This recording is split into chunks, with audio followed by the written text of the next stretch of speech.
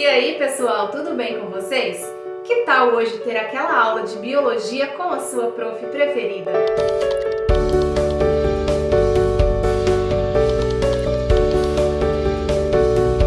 É o seguinte, eu fiz uma enquete lá no meu Instagram perguntando o que vocês queriam ver aqui no YouTube que eu trouxesse de conteúdo.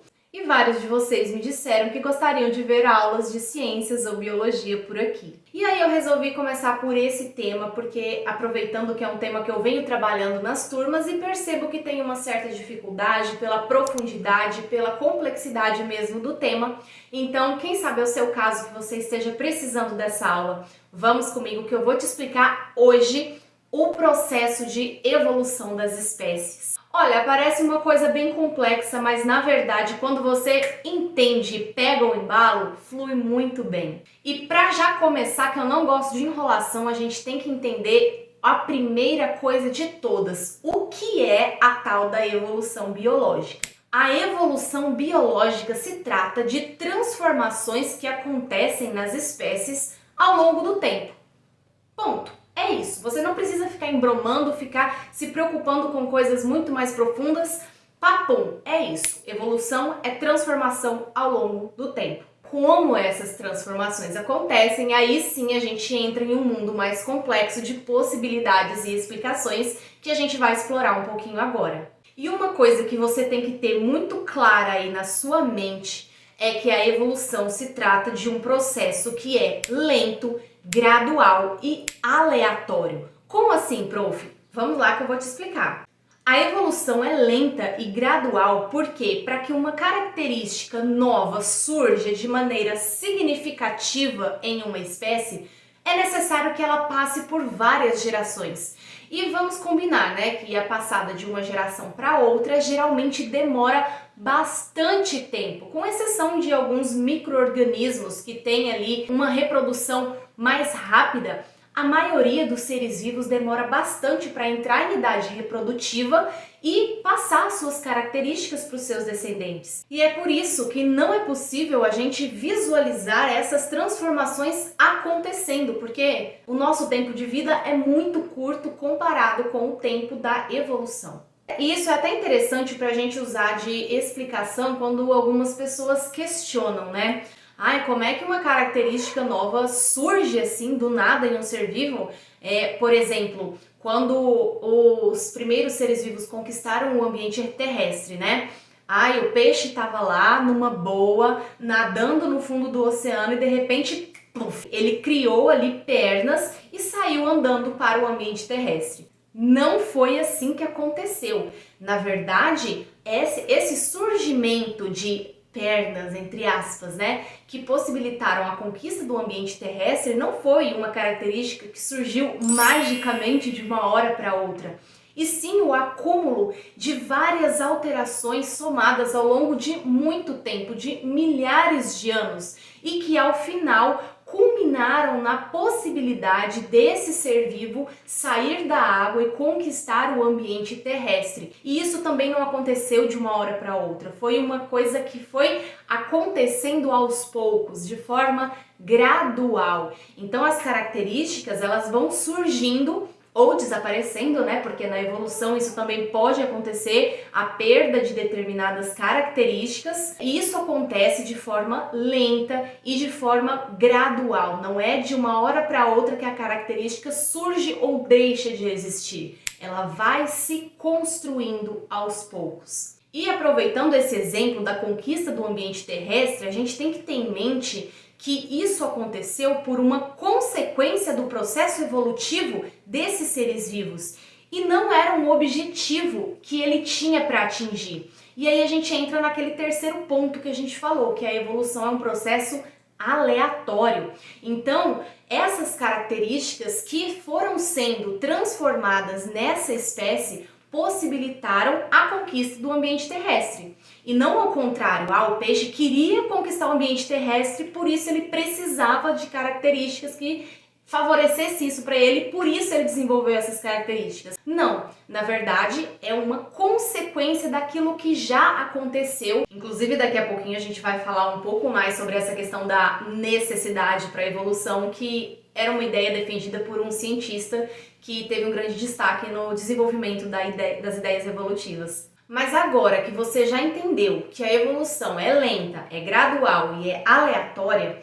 você precisa saber que nem sempre as pessoas tiveram conhecimento de que essas transformações nas espécies aconteciam. Antigamente prevalecia uma ideia denominada de fixismo, onde se acreditava que as espécies surgiam e continuavam sempre da mesma forma, sem passar por nenhuma alteração. Mas a descoberta dos fósseis possibilitou que alguns cientistas começassem a questionar essa ideia. Então eles começaram a propor que, de acordo com as características que eram possíveis se observar nos fósseis, existiam sim transformações nas espécies e essas transformações moldavam a sobrevivência e a forma dessas espécies no ambiente. Essa ideia ficou conhecida como transformismo, indo em contrapartida à ideia do fixismo que prevalecia antes. Só que ainda não se tinha conhecimento suficiente para entender como essas transformações aconteciam. Tá, acontecem transformações, mas como? Por meio de que processo? De que forma? E a partir desses questionamentos é que surgiram as primeiras ideias evolucionistas. E nelas a gente vai trazer destaque para dois cientistas que foram muito importantes para esclarecer como que acontece esse processo. O primeiro deles foi o naturalista francês Jean-Baptiste de Lamarck. Ele propunha que formas de vida inferiores, como micro-organismos, que se tratavam mesmo como inferiores na época, tá? Ele propunha que essas formas de vida surgiam espontaneamente a partir de um princípio vital que existia na Terra e, a partir daí, esses seres teriam uma tendência de evoluir progressivamente, sempre para se transformar em seres cada vez mais complexos. Aqui ele já trazia uma ideia de evolução por progresso, em que os seres vivos sempre iriam se tornar melhores do que eram anteriormente. Associado a isso, Lamarck defendia a evolução dos seres vivos de acordo com a necessidade que eles tinham para sobreviver em determinado ambiente. E ele propôs duas leis para explicar como acontecia essa evolução pela necessidade de sobrevivência. A primeira delas é a lei do uso e desuso, que defendia que as partes do corpo de um ser vivo que mais eram necessárias e utilizadas por ele se desenvolveriam muito mais, enquanto aquelas que não eram necessárias iriam se atrofiando aos poucos até desaparecer. Um exemplo clássico que Lamarck utilizou para descrever essa sua lei foi o caso das girafas. Eu não sei se você sabe, mas antigamente, bem antigamente mesmo, existiam girafas com um pescoço bem mais curto do que as que existem hoje. E Lamarck propôs que, por causa da necessidade de alcançar as copas altas das árvores para se alimentar, as girafas utilizavam muito o seu pescoço e se esticavam, fazendo força para conseguir alcançar essas árvores.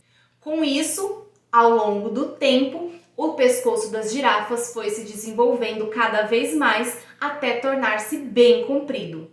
Caso você ainda não tenha percebido, eu já vou te adiantar que as ideias do Lamarck estavam equivocadas, mas eu já vou me aprofundar nisso. Calma.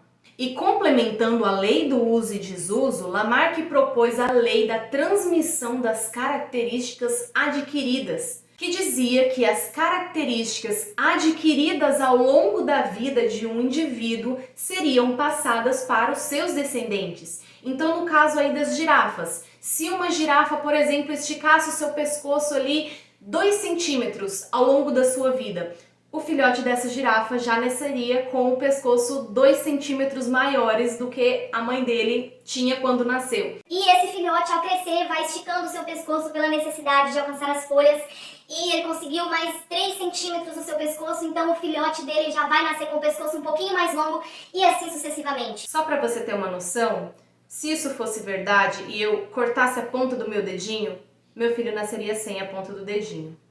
Então assim, gente, o Lamarck, ele trouxe essas ideias para tentar explicar o processo evolutivo, mas as ideias dele estavam equivocadas.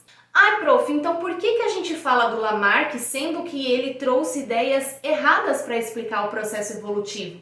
Porque o Lamarck ele teve grande importância nesse processo de conhecimento da evolução, já que ele foi o primeiro a tomar a decisão de vir publicamente tentar explicar um processo que ninguém entendia na época e que inclusive muitos tratavam como sendo loucura, porque grande parte da comunidade científica ainda defendia o fixismo. Então aqueles que tentavam buscar formas de explicar o transformismo não eram muito bem vistos na sociedade. E o Lamarck conseguiu dar esse pontapé inicial para o início do estudo do processo da evolução das espécies. E claro, na época fazia muito sentido essas propostas que ele trouxe. Mas com o passar do tempo, como tudo na ciência, conforme o nosso conhecimento aumenta, a gente traz novas explicações melhores e atualizadas daquele nosso objeto de estudo. E foi o que aconteceu. 22 anos depois, o naturalista inglês Charles Robert Darwin embarca em uma viagem no navio Beagle com a responsabilidade de catalogar espécies da fauna e da flora do mundo inteiro. E é interessante mencionar aqui que o Charles Darwin era defensor do fixismo das espécies. Sim, ele não defendia a evolução.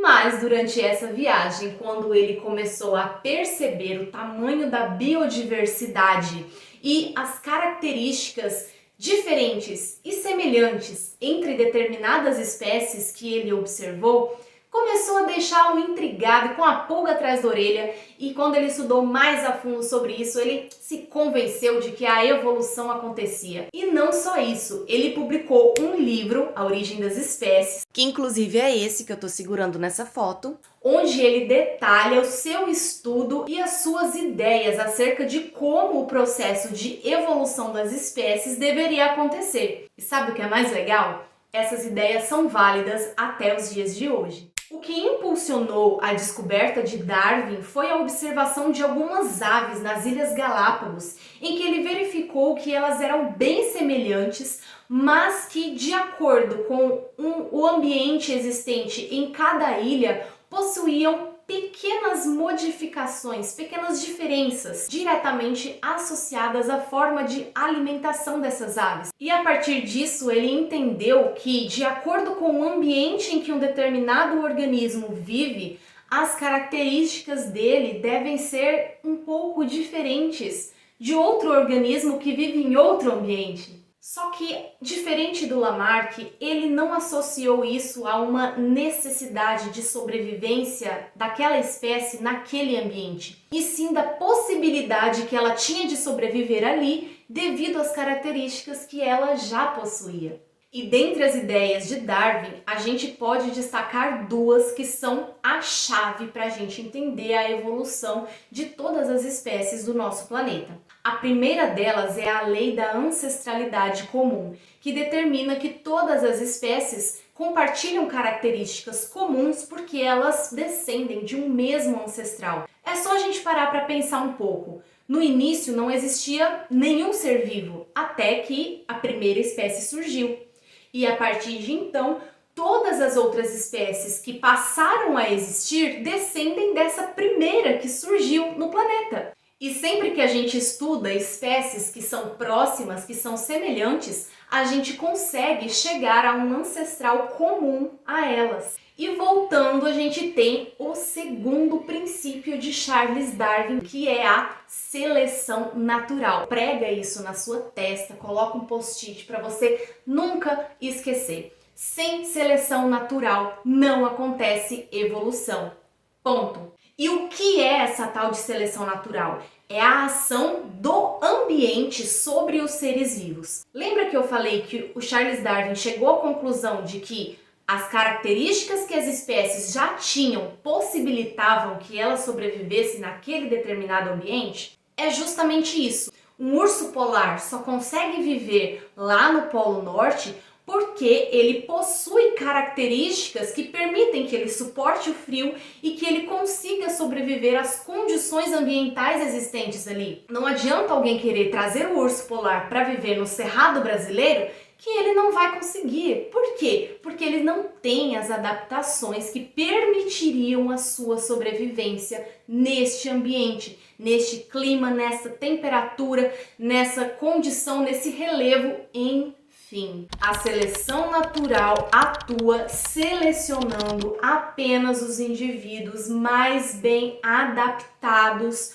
para sobreviver em determinado ambiente. E note que este mais bem adaptado pode variar de um ambiente para o outro, porque, de novo, é a ação do ambiente, depende das condições ambientais. Em um ambiente quente, as características favoráveis para sobreviver ali serão algumas características, mas em um ambiente frio serão completamente o oposto. Então, acabou aquela ideia de pensar que um ser vivo é melhor do que o outro, tem uma característica melhor, é mais evoluído ou menos evoluído. Por quê? Porque tudo depende do ambiente em que ele vive. Ah, mas o urso polar é mais evoluído do que o ser humano porque ele sobrevive na neve. Tá, então traz o urso polar para sobreviver aqui onde eu estou sobrevivendo neste momento. Ele não vai conseguir porque as condições ambientais são diferentes e da mesma forma que eu também não vou sobreviver lá no ambiente do urso polar. Entende?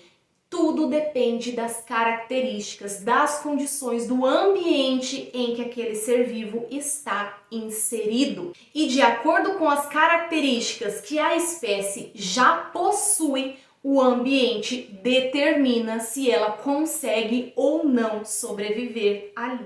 E aí, lembra do caso das girafas que Lamarck tentou explicar pela lei do uso e desuso? Na verdade, o que aconteceu foi uma seleção natural apenas daqueles indivíduos que tinham o pescoço mais longo e por isso conseguiam alcançar as copas altas das árvores para se alimentar. Hoje em dia, todos os conhecimentos da genética que são mais atuais foram incorporados à teoria da evolução, como a ocorrência de mutações, as migrações, o fluxo gênico entre as populações de seres vivos. Mas a seleção natural e a hereditariedade, que é a transmissão de características de um ser vivo para os seus descendentes, continuam sendo fatores fundamentais na ocorrência do processo evolutivo. Bom, então por hoje é isso, eu vou ficando por aqui. Eu espero muito que você tenha gostado, pelo menos um pouquinho da nossa aula de hoje. Se esse foi o caso, não se esqueça de deixar aquele like, se inscrever aqui no canal e eu te convido também para me seguir lá no Instagram, onde eu sempre coloco conteúdos rápidos, dicas rápidas de estudo e de ciências e biologia, além de compartilhar toda a minha rotina. Se você ficou com qualquer dúvida, deixa aqui nos comentários que depois eu volto para te responder. Eu te vejo no próximo vídeo. Até lá!